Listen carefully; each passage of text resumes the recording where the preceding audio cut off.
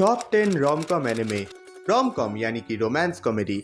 I know तुम में से ज्यादातर बंदों को ही ये जॉनरा बहुत ही ज्यादा पसंद है, इसलिए आज मैं 10 ऐसे रोम कॉम एनिमे लेके आ चुका हूँ जो देखने के बाद तुम भी कहोगे वाह क्या सीन है। देखो यार, मैं सिर्फ और सिर्फ 10 ही एनिमेस को इस लिस्ट में रख सकता हूँ, इसीलिए इट इज क्वाइट पॉसिबल कि काफी अच्छे एनिमेस भी मुझसे मिस हो चुके हैं। बट चिंता मत करो, अगर इस वीडियो पे अच्छा खासा रिस्पॉन्स आया तो जब मैं इसका पार्ट 2 बनाऊंगा तब मैं उन एनिमेस को भी जरूर ऐड करूंगा।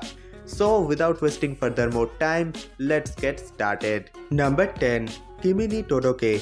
अगर तुम्हें रोमांस एनिमे पसंद है तो तुम्हें यह एनिमे भी जरूर ट्राई करना चाहिए, because literally this anime is one of the best of this genre. अगर तुम्हें रोमांस के साथ सॉलिड कॉमेडी का एक्सपीरियंस चाहिए तो सच कहूँ तो यह एनिमे तुम्हारे लिए ही है। इसके अंदर सावाको नाम की एक लड़की है जो बहुत ही प्यारी है, मगर ये लड़की सोशल एंजाइटी नाम की एक बीमारी का शिकार है। अगर तुम्हें नहीं पता सोशल एंजाइटी क्या है तो मैं बता दूं, ये एक ऐसा टाइप का डिसऑर्डर है जिसके अंदर कोई भी इंसान दूसरों के साथ कम्युनिकेट करने से डरता है, ठीक से बात वगैरह नहीं कर पाता। ऐसे लोगों के दोस्त भी बहुत ही कम होते हैं। सावाको अपने इस कंडीशन को लेकर बहुत ही ज्यादा होपलेस थी। उसके जिंदगी में कोई भी दोस्त नहीं था जिसके साथ वो बात कर सके, मगर एक दिन उसकी मुलाकात होती है शोटा नाम के एक बंदे से जो उसके स्कूल का सबसे पॉपुलर बंदा था। शोटा के साथ दोस्ती होने के बाद सावाको की जिंदगी जैसे पूरी तरीके से बदल ही गई। सावाको को ये बात रियलाइज हुआ कि उसे और अकेले रहने की जरूरत नहीं। धीरे धीरे कब उनका दोस्ती प्यार में बदल गया उन्हें समझ भी नहीं आया। जैसे सावाको को नए दोस्त बनाने के लिए हिम्मत मिली, वैसे ही शोटा सावाको के साथ आके काफी बदलने लगा। इसके टोटल 2 सीजन है, जिनमें से पहला सीजन 2009 को रिलीज हुआ था। इसे एनिमेट किया है प्रोडक्शन आईजी ने और इसे माय एनिमे लिस्ट में 8 की रेटिंग मिली है। Number 9, Wotakoi love is hard for otaku.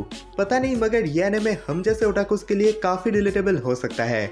नारुमी बचपन से ही बहुत ही बड़ी ओटाकू थी, मगर जब उसे जॉब मिली तब उसने ठान लिया कि वो अपने इस ओटाकू बंदी के बारे में किसी को भी जानने नहीं देगी, स्पेशली अपने कोवर्कर्स को तो बिल्कुल भी नहीं।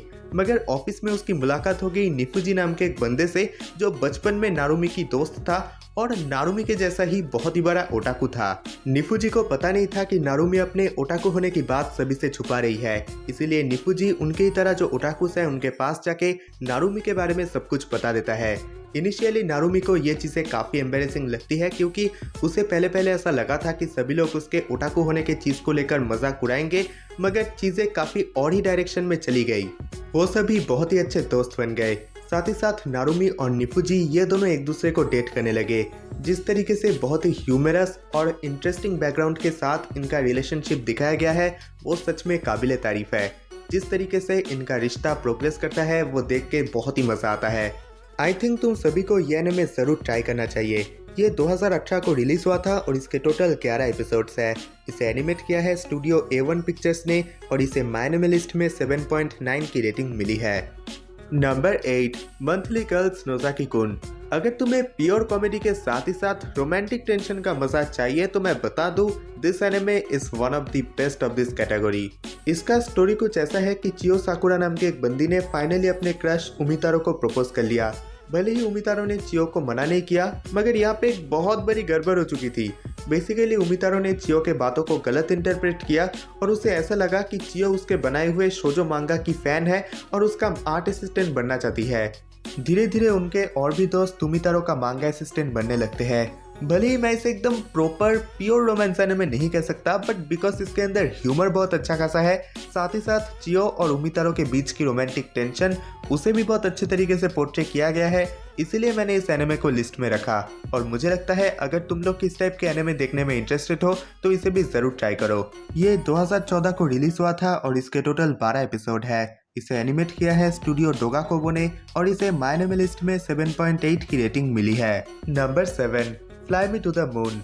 पता नहीं यार मैंने कितनी बार अपने टॉप 10 वीडियोस में इस एनिमे को ऐड किया है। सच कहूँ तो यह एनिमे मुझे बहुत ही पसंद है। देखो, ऐसा बिल्कुल भी नहीं है कि इसका स्टोरी सबसे बेस्ट है या फिर इसके अंदर हमें ऐसा कुछ बवाल चीज़ें दिखाया गया है जो अदर किसी भी एनिमे से बेहतर है, ऐसा कुछ भी नहीं है। This anime is just too much soothing. बहुत ही मज़ा आता है इसको देखने में। मैंने पहले भी बताया है कि इसके स्टोरी के अंदर कोई कॉम्प्लेक्सिटी नहीं है, कोई फालतू का ड्रामा नहीं है। बस अगर तुम्हारा मूड अच्छा नहीं हो तो इसे बैठ के देखना शुरू कर दो। मैं ये तो बता सकता हूँ भाई, इसके जैसा रिलैक्सिंग एनिमे तुम्हें बहुत ही कम मिलेगा। अगर मैं इसका एकदम स्पॉइलर फ्री ओवरव्यू दूं तो बेसिकली इसके अंदर नासा नाम का एक बंदा है जो हमारा मेन कैरेक्टर है। वो एक दिन रात को घर लौट रहा था और अचानक से उसे रास्ते में एक बहुत ही खूबसूरत लड़की दिखती है। उस लड़की को देखते ही नासा एकदम दीवाना हो जाता है। जब नासा उस लड़की से बात करने के लिए रोड क्रॉस करने जा रहा था तब एक ट्रक आके नासा को धक्का मार देती है, मगर वो लड़की जल्दी से आके नासा को बचा लेती है। ऑल्दो नासा को काफी चोट तो आई थी मगर वो मेजर इंजरी से बच गया। इसके बाद नासा सीधा उस लड़की के पास जाके कह देता है, क्या तुम मुझसे शादी करोगी?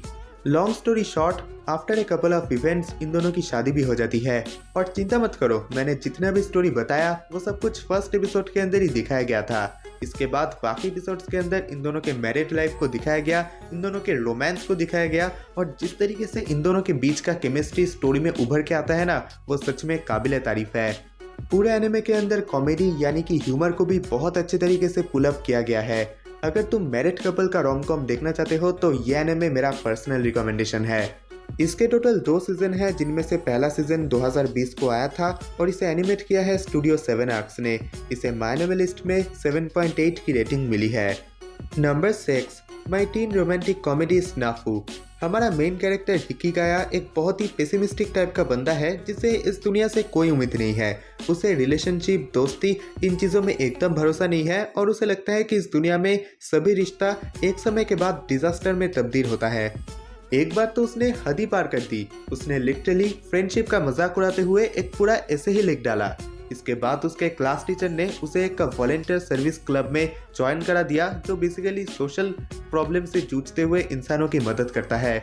और इसके बाद हमारे एमसी की दुनिया को देखने का नजरिया ही बदल गया। उसे रियलाइज हुआ कि दोस्ती, रिलेशनशिप, इन चीज़ों का क्या अहमियत होती है। उसे नए दोस्त मिले, उसका लो सेल्फ एस्टीम वाला प्रॉब्लम भी धीरे धीरे दूर होने लगा। मानो कि जैसे हमारे एमसी को एक नया जिंदगी ही मिल गया। मैं पूरा स्टोरी बता के तुम लोगों का मजाक खराब नहीं करना चाहता, बस मैं यही कहूँगा ये एकदम प्योर रोमांस एनिमे नहीं है, बट इस एनिमे के अंदर एक बहुत ही ह्यूमरस प्लॉट है और उस प्लॉट के अंदर जिस तरीके से बहुत ही इंटेंस टॉपिक्स को कवर किया गया है वो सच में काबिल तारीफ है। साथ ही साथ इसके अंदर जिस तरीके का रोमांटिक टेंशन दिखाया गया है वो देख के तुम लोगों को बहुत ही मजा आएगा। आई रिकमेंड कि तुम सभी लोग इस एनिमे को जरूर देखो क्योंकि इसे देखने के बाद तुम्हें जिंदगी का एक अलग नजरिया सामने मिलेगा। स्टार्टिंग में तुम्हें लगेगा कि इसका स्टोरी काफ़ी लाइट टोन वाला है, बट जैसे जैसे तुम इसे आगे देखते जाओगे तब तुम्हें एक्चुअली लगने लगेगा कि तुम भी इसके स्टोरी का ही एक कैरेक्टर हो।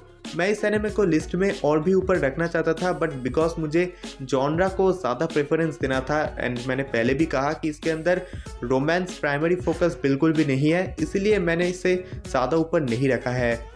इसके टोटल 3 सीजन है जिनमें से पहला सीजन 2013 को रिलीज हुआ था। इसे एनिमेट किया है स्टूडियो ब्रेन्स बेस ने और इसके पहले सीजन को माय एनिमे लिस्ट में रेटिंग मिली है 8। Number 5, my dress up darling.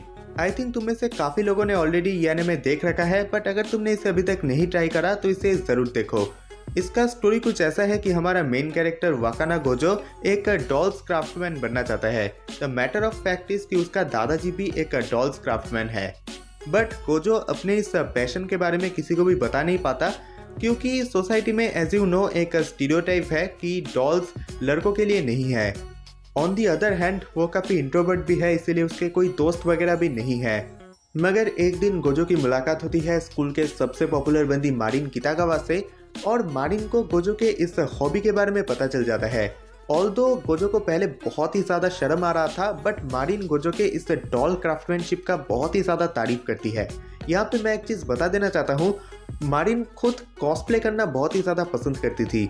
वो गोजो को उसके लिए एक कॉस्प्ले ड्रेस बनाने की रिक्वेस्ट करती है और गोजो ने उसे प्रॉमिस किया कि वो उसके लिए एक कॉस्प्ले ड्रेस बना देगा और इसी तरीके से उन दोनों के बीच में दोस्ती हो गई और धीरे धीरे ये दोस्ती किस तरीके से प्यार में तब्दील हो गया वो तो तुम जब एनिमे देखोगे तब तुम्हें बहुत ही अच्छे तरीके से पता चल जाएगा। और सच कहूँ तो इसका स्टोरी ना बहुत ही ज़्यादा ह्यूमरस तरीके से लिखा गया है और साथ ही साथ बीच बीच में जो रोमांटिक टेंशन दिखाया गया है स्पेशली सीजन 1 के एंड में जो है वो बहुत ही ज़्यादा कमाल का है। तुम्हें देख के बहुत ही मज़ा आएगा। इवन तो इसके अंदर सोशल एंजाइटी, सोशल इनसिक्योरनेस, स्टीरियोटाइप्स, इन चीज़ों को लेकर बहुत ही गहरे मैसेजेस है, बट फिर भी ये एनिमे देखने के टाइम तुम्हें ये बहुत ही लाइट हार्टेड टाइप का लगेगा। जिस तरीके से मारिन और गोजो के बीच की दोस्ती धीरे धीरे प्यार में बदल जाता है वो देख के बहुत ही मज़ा आता है। ये एनिमे 2022 को रिलीज हुआ था और इसके टोटल 12 एपिसोड्स है। इसे एनिमेट किया है स्टूडियो क्लोवरवर्क्स ने और इसे माय एनिमे लिस्ट में 8.2 की रेटिंग मिली है। नंबर 4, मेड-सामा। मिसाकी अपने स्कूल की first female student council president है। ये स्कूल पहले ऑल बॉयज स्कूल था मगर हाल ही में ये कोएट हो चुका है। मिसाकी स्कूल में एकदम स्ट्रिक्ट डिसिप्लिन्ड एनवायरनमेंट लाना चाहती है जिससे स्कूल में सभी लड़कियां सुरक्षित रह सके। भले ही मिसाकी स्कूल में अपना एकदम स्ट्रॉन्ग पर्सोना दिखाती है मगर उसकी भी एक सीक्रेट है जो वो किसी को भी बताना नहीं चाहती। असल में वो एक छोटे से कैफे में मेड का पार्ट टाइम जॉब करती है। मगर एक दिन स्कूल का सबसे पॉपुलर और थर्की बंदा ताकुमी मिसाकी के कैफे में आ जाता है और उसे मिसाकी के सीक्रेट के बारे में पता चल गया। The matter of fact is इसी बंदे के साथ हाल ही में मिसाकी ने बहुत ज़्यादा झगड़ा किया था क्योंकि इसी बंदे ने मिसाकी के एक दोस्त के प्रपोजल को रिजेक्ट कर दिया था। इसके बाद से ताकुमी रोज रोज उस कैफे में आने लगा। अभी बाकी का स्टोरी जानना है तो इस एनिमे को अभी जाके देखो। जिस तरीके से ताकुमी और मिसाकी के बीच में दोस्ती होती है और जिस अंदाज से वो दोस्ती धीरे धीरे प्यार में बदल जाता है वो देख के तुम्हें बहुत ही मजा आएगा। इसके अंदर ह्यूमर भी बहुत ही अच्छा खासा है, सो आई थिंक तुम लोगों को ये एनिमे जरूर ट्राई करना चाहिए। ये 2010 को रिलीज हुआ था और इसके टोटल 26 एपिसोड है। इसे एनिमेट किया है स्टूडियो जेसी स्टफ ने और इसे माय एनिमे लिस्ट में रेटिंग मिली है 8। Number 3, rascal does not dream of bunny girl senpai. सच कहूँ तो इस एनिमे के बारे में स्पॉइलर फ्री तरीके से ज़्यादा बताना बहुत ही मुश्किल है। बस मैं यही कहना चाहूँगा कि ये anime literally one of the best rom-com है। हमारे फीमेल प्रोटैगनिस्ट का नाम है माई और मेल प्रोटैगनिस्ट का नाम है साकुता। माई हाई स्कूल में साकुता की सीनियर है। इस दुनिया में एक अजीब तरीके का डिजीज है जिसका नाम है प्यूबर्टी सिंड्रोम एंड अगेन मैं इसके बारे में कुछ भी नहीं बताने वाला बिकॉज अगर मैंने इसके बारे में ज़्यादा बता दिया तो वो बहुत ही बड़ा टाइप का स्पॉइलर हो जाएगा। बस मैं यही बताना चाहता हूँ कि ये disease kind of depression, dual personality, anxiety इन चीज़ों से रिलेटेड है और अपनी फीमेल प्रोटैगनिस्ट माई इस डिजीज का शिकार है। अचानक से इन दोनों की मुलाकात होती है, फिर दोस्ती और एक समय के बाद ये दोनों एक दूसरे को डेट करने लगे। जैसे जैसे स्टोरी आगे बढ़ता है जिस तरीके से माई की डिजीज भी क्योर होने लगती है वो सच कहूँ तो बहुत ही हार्ट टचिंग है। इसका स्टोरी काफ़ी इंटरेस्टिंग है, साथ ही साथ साकुटा के थर की बातें ह्यूमर को काफ़ी अच्छा खासा पुल अप करती है। ये एनिमे 2018 को रिलीज हुआ था और इसके टोटल 13 एपिसोड्स है। इसे एनिमेट किया है स्टूडियो क्लोवरवर्क्स ने और इसे माय एनिमे लिस्ट में 8.2 की रेटिंग मिली है। आई थिंक तुम सभी लोगों को ये एनिमे जरूर ट्राई करना चाहिए। Number 2, Kaguya-sama love is war. I think इस एनिमे के बारे में तुम में से ज़्यादातर लोगों ने सुना है और ऑलरेडी इसे बहुतों ने देख भी लिया है। सच कहूँ तो ये one of the most popular rom-com है और ये एनिमे लिटरली बहुत ही बढ़िया है। कागुया एंड मियुकी ये दोनों एक बहुत ही एलाइट हाई स्कूल से बिलोंग करते हैं। Kaguya is the vice president of the student council. On the other hand Miyuki student council का प्रेसिडेंट है। सभी स्टूडेंट्स कहते हैं कि ये दोनों एक परफेक्ट कपल बन सकते हैं and the fact is both of them has a crush on each other. मगर दोनों ही एक दूसरे को अपना प्यार कॉन्फेस करने से शर्माते हैं और दोनों ही चाहते हैं कि सामने वाला उन्हें प्रपोज करे। एनिमे देखते देखते आप एकदम बेचैन हो जाओगे ये सोच के कि कब ये दोनों कपल बनेंगे। साथ ही साथ पूरे शो में जिस तरीके का ह्यूमर है वो तुम्हें बहुत ही एंटरटेन करेगा। इसके टोटल 4 सीजन है जिनमें से पहला सीजन 2019 को रिलीज हुआ था। इसे एनिमेट किया है स्टूडियो A1 पिक्चर्स ने और इसके पहले सीजन को माय एनिमे लिस्ट में 8.4 की रेटिंग मिली है। नंबर 1, होरिमिया। देखो बाकियों का नहीं पता मगर सच कहूँ तो ये मेरा पर्सनल सबसे फेवरेट रोम-कॉम है। ये एनिमे काफ़ी पॉपुलर भी है इसलिए शायद तुम में से काफ़ी लोगों ने ऑलरेडी इसे देख भी रखा होगा। बट अगर तुमने इस एनिमे को अभी तक नहीं देखा है तो इसे ज़रूर जाके देखो। यार मैं झूठ नहीं कहूँगा, इसका स्टोरी बहुत ज़्यादा एक्स्ट्राऑर्डिनरी नहीं है बट इसका स्टोरी टेलिंग और इसके कैरेक्टर्स इतना ज़्यादा एंगेजिंग है कि तुम्हें बहुत ही मज़ा आएगा। इस तरीके का सूदिंग, रिलैक्सिंग और प्यारा रोम-कॉम मुझे तो भाई कहीं नहीं मिला। ये स्टोरी है होरी नाम के एक लड़की जो स्कूल में बहुत ही ज़्यादा पॉपुलर है और मियामुरा नाम के एक इंट्रोवर्ट बंदे के बारे में जिसके कोई दोस्त नहीं है। कैसे अचानक इन दोनों की मुलाकात होती है, इन दोनों की दोस्ती हो जाती है और ये दोस्ती कैसे मियामुरा के पूरे जिंदगी को एकदम बदल डालती है, इसी बारे में ये कहानी है। होरी के साथ दोस्ती होने के बाद मियामुरा की जिंदगी में ऐसे ऐसे दोस्त आए जो उसके लिए कुछ भी करने को तैयार थे। साथ ही साथ मियामुरा जिसे अपने जिंदगी से कोई उम्मीद नहीं थी, उसे एक ऐसी लड़की मिली जो उससे बेइंतहा मोहब्बत करती है। यह एनिमे काफी फनी होने के साथ ही साथ बहुत ही ज्यादा हार्ट टचिंग भी है। इसके टोटल 2 सीजन हैं जिनमें से स्टोरी पहले सीजन में ही एंड हो जाता है बट इन्होंने मांगा के लेफ्ट आउट्स को लेकर एक सीक्वल भी बनाया है जो कि इसका सीजन 2 है बेसिकली। इसका पहला सीजन 2021 में रिलीज हुआ था और इसे एनिमेट किया है स्टूडियो क्लोवर वर्क्स ने। इसके पहले सीजन को मायनेमलिस्ट में 8.2 रेटिंग मिली है। सो आज के इस वीडियो को यहाँ पर ही खत्म करते हैं। अगर टॉप 10 एची एनिमेस की रिकमेंडेशन पाना चाहते हो तो स्क्रीन के ऊपर दिख रहे वीडियो के ऊपर क्लिक करो।